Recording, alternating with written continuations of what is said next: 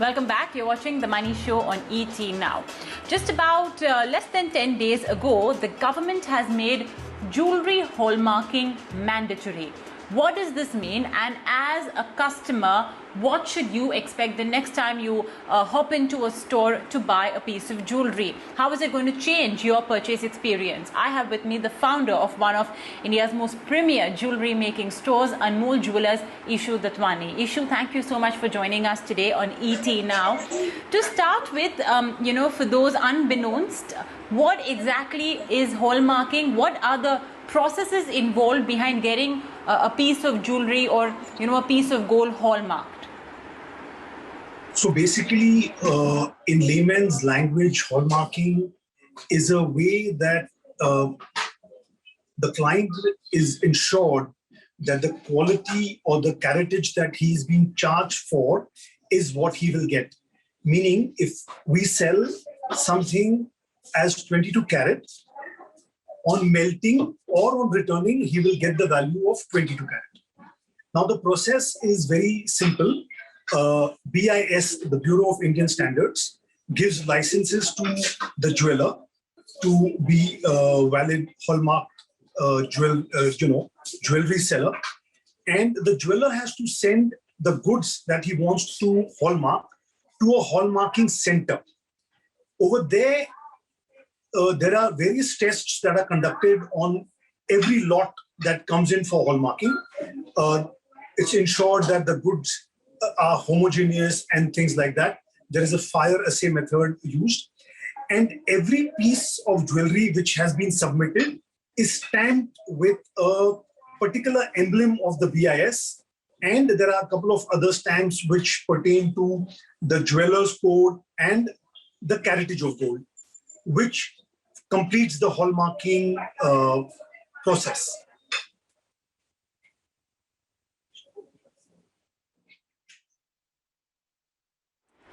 Okay, so it's quite a bit of a process that really one does go through. So basically, the customer is assured of a certain quality that he or she is getting when they purchase a hallmarked piece of jewelry. Now, for the layman, how am I to know that the coin that I'm purchasing or a ring or the necklace that I'm purchasing has a hallmark? Are there any signs on the piece, or is there a certificate that comes along with it? What are the signs? So the main thing is the emblem on the jewelry, which is usually behind at a place which is not conspicuous, which is not visible when you're wearing it. So if it's a bangle, it's on the back of the bangle. If it's a necklace, it's on the back of the necklace. And we usually have an eyeglass, which enlarges anything that you see into 10x, 10 times. So one can easily look at the stamp of the hallmark, which is like a triangle. And if it's 22 carat, it would be 916. If it's 18 carat, it would be mentioned as 750. And also the jeweler's logo or whatever would be engraved or laser engraved there. So it is very easy actually for a client to check that out.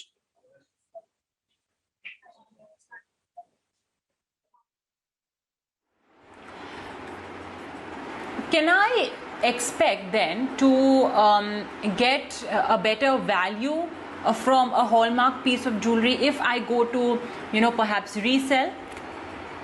That is true. So the main benefit of a hallmark piece of jewelry is that if one had to melt it, you would still retain the same caratage. So there is no loss when you either exchange it or return it. That is true.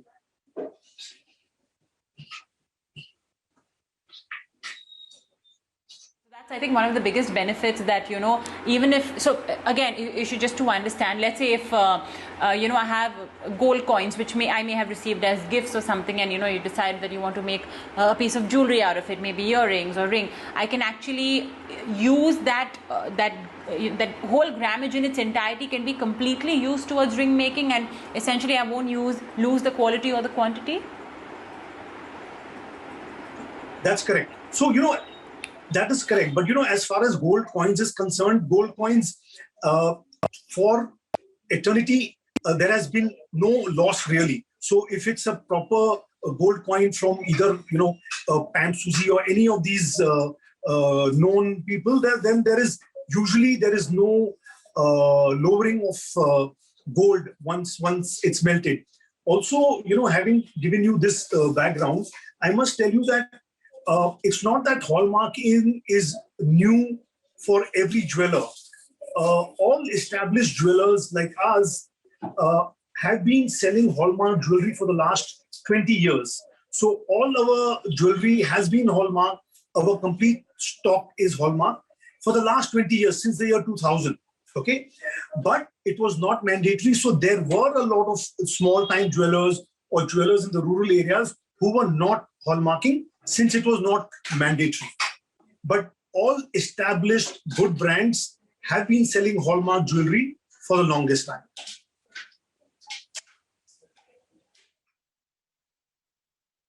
Now, unfortunately, we've seen many instances of the hallmarking being fake as well. Like you mentioned, right? It's a small engraving inside the piece of jewelry which is not visible.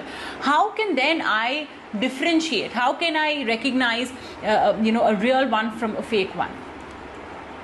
Then it's difficult. If somebody's intentions are so, how should I say it, malicious, then it's difficult. Then the only way is to take the piece back to a hallmarking center and get it tested and verified. But like I'm saying, no established jeweler or a brand would be foolish to do that, because in the long run, you're actually putting an axe on your own feet. It's stupid and it's foolish. But there always will be that small percentage of people who don't think long term, who want to make money, who want to make a quick buck. So that, I guess, is part of the few people who do that in every kind of a trade.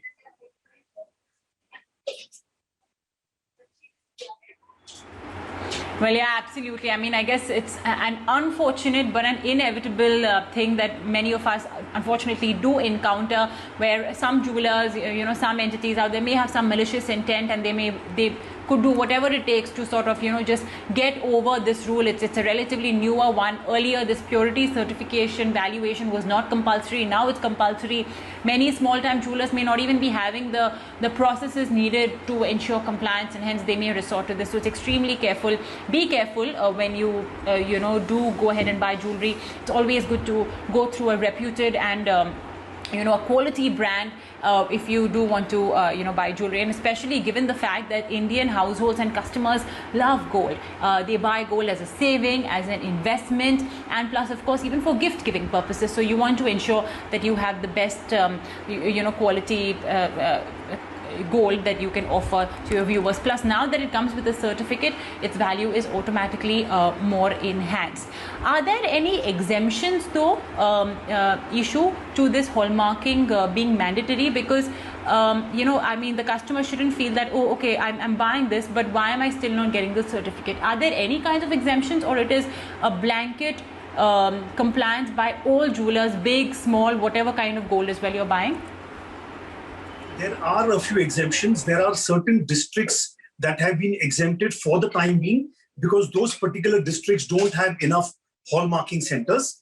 But of course, Bombay and all the metros, every jeweler has to mandatorily hallmark. Other than that, uncut jewelry has been exempted for the time being. Coins, if they are coming from a proper assayed refinery, are exempted. But otherwise, all jewelry has to be hallmark, even if it is, say, diamond studded. If it's a diamond studded 18 karat ring, even then it has to be hallmarked and stamped.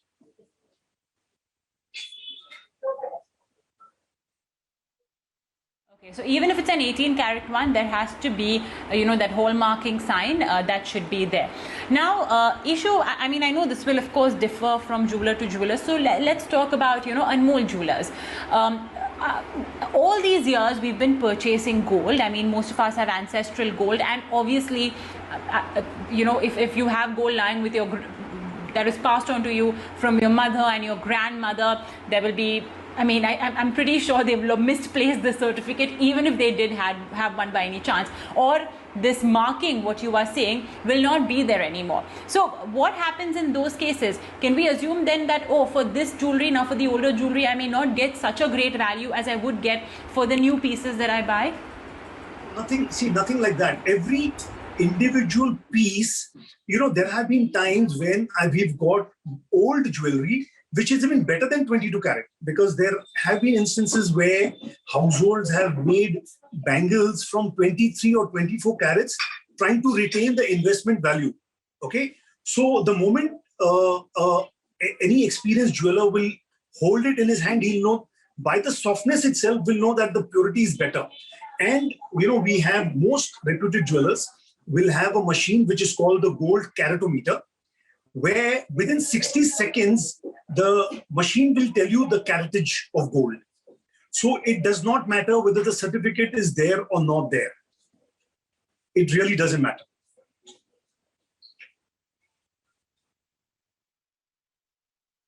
So that's a relief, just because now the government has mandated that, look, you have to have this certificate, etc.